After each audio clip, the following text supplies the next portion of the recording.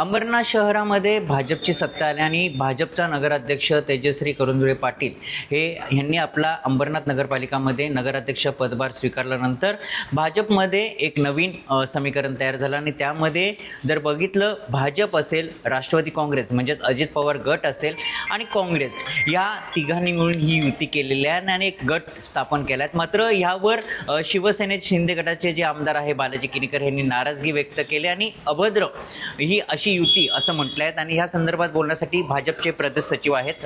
Sir, आमदार बालाजी किनीकर यांनी नाराजगी व्यक्त केली, आपली तिघांची युती झाली, मात्र ह्या युतीमध्ये शिंदे शिवसेना यांना सावरून आमची युती नाही तर अंबरनाथ शहर विकास आघाडी, राष्ट्रवादी, अजित पवार गट हा आमचा घटक पक्ष आहे. राहिला विषय काँग्रेसचा, तर काँग्रेस बरोबर आम्ही युती केलेली नाही, त्या आघाडीमध्ये समाविष्ट झालेले आहेत. त्याच्यामुळं त्याला युती म्हणता येणार नाही. आणि दुसरी गोष्ट अशी की निवडणुकीमध्ये भ्रष्टाचार आणि दहशत, जंगलराज या मुद्द्यावर आम्ही अंबरनाथकरांना आवाहन करून अंबरनाथकरांनी आम्हाला निवडून दिलं. आणि जर समजा यांच्याबरोबरच आम्ही युती केली असती तर अंबरनाथमधल्या नागरिकांचा त्या ठिकाणी विश्वास गमावल्यासारखं झालं असतं. तरी पण आम्ही बालाजी किनीकर यांच्याकडं युतीसाठी प्रस्ताव ठेवला होता. त्यांच्याकडनं आम्हाला कुठलाच हे मिळाला नाही.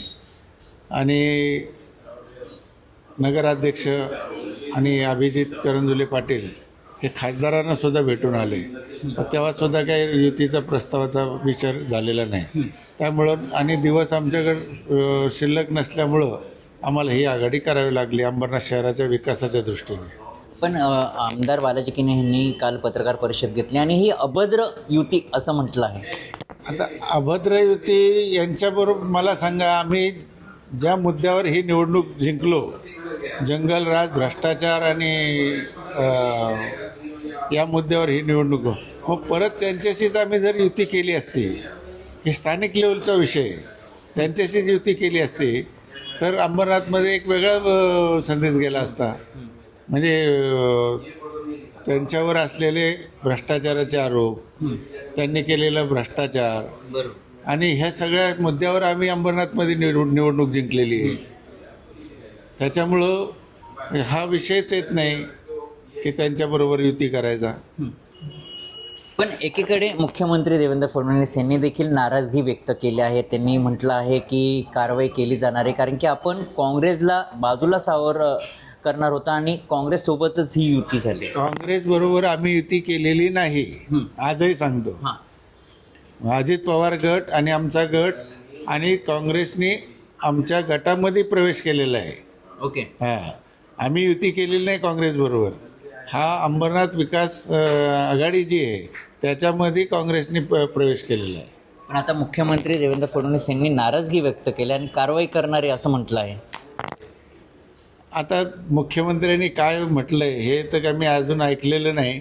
आणि सर्वस्वी आम्हाला त्यांचा आदेश हा आम्हाला सर्वस्वी आहे. ते जर म्हटले की हे बरोबर नाही किंवा काय आहे तर त्याचासुद्धा आम्ही आदर करूया. पण खासदार श्रीकांत शिंदे यांनी देखील नाराजगी व्यक्त केली, कारण की श्रीकांत शिंदेच्या घरी तर आम्ही गेलो होतो ना, कुठे आम्हाला रिस्पॉन्स दिला. तुम्ही जसं म्हटलं की आम्ही खासदारांना देखील भेटलो, पण खासदारांनी तुम्हाला त्यावेळी कुठलाच विषय झाला नाही, त्यांनी विषयच काढला नाही. यांचे 27 नगरसेवक आल्याच्या नंतर यांच्या डोक्यामध्ये अशी हवा होती की आमच्याशिवाय सत्ता होऊ शकत नाही. शहरामध्ये त्यांनी बोर्डसुद्धा लावलेत. आता शिवसेनेला बाजूला सारून ही आता नवीन आघाडी झाली, म्हणजे अंबरनाथ विकास आघाडी ही तयार झाली आता. आणि तिचं सर्वस्वी नेतृत्व हे भारतीय जनता पार्टी करते, कारण की गटनेता हा अभिजित गुलाबराव करंजुले पाटील आहे आणि सर्वस्वी नेतृत्व भाजप करते त्या आघाडीचं. आता मुख्यमंत्र्यांशी काही ह्या संदर्भात चर्चा झाली आहे का तुमची? कारण की अंबरनाथ ही आता नवीन आघाडी तयार झालीत आणि शिंदेची शिवसेना म्हणजे आता अर्थातच वास्तविक पाहता आमचे आदरणीय नेते किसनरावजी कथोरे साहेब यांनी हा निर्णय घेतलेला आहे. हा निर्णय का आम्ही वैयक्तिक निर्णय मी घेतलेला नाही आहे. त्यांनी जसं जसं मार्गदर्शन केलं त्यांच्या मार्गदर्शनाखाली आम्ही आज आमचं हे सगळं चाललेलं आहे.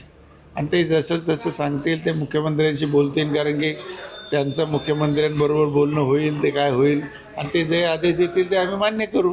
पण यावेळी उपनगराध्यक्षपद आहे ते काँग्रेसला मिळणार आहे अशी देखील चर्चा सुरू झाली आहेत आणि स्थायी समिती ही अजित पवार गटाला. काँग्रेसला नाही मिळणार, अंबरनाथ विकास आघाडीच्या सदस्याला मिळणार आहे. कोण असणार सदस्य? आता निवडीमध्ये आता ते प्रक्रिया कशी होते, काय होते, लोकशाही पद्धतीने ती निवडली जाणार. ते आताच मी कसं सांगू शकतो. बाकी नवीन आघाडी तयार झाली लोकांसमोर आता तसं ताईंचं एक टॅगलाईन होती नगराध्यक्षांचं, ना खाऊंगी ना खाऊन देऊंगी, सबका हिसाब लूंगी. आता लोकांसोबत ही आघाडी कशी जाणार? झिरो भ्रष्टाचार ही आघाडी जाणार. झिरो भ्रष्टाचार, कुठल्या प्रकारचा भ्रष्टाचार नाही. आणि अगदी जनतेसमोर जे काय होईल ते अगदी एकदम स्वच्छ प्रतिमेची ही आघाडी असणार आहे. आणि एकदम ओपनली जे काय निर्णय होतील ते सगळे काय ओपनली होतील. टेंडरसुद्धा सगळे ओपनली होतील. कुठल्या प्रकारचं इथं जनतेला अंधारात ठेवून कुठले निर्णय घेतले जाणार नाहीत.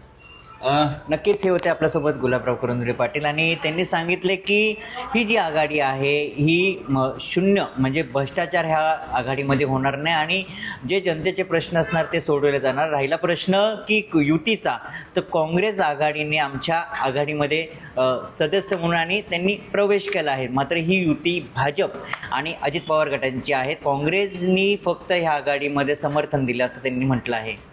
मयूर जाधव, TV9 मराठी, अंबरनाथ.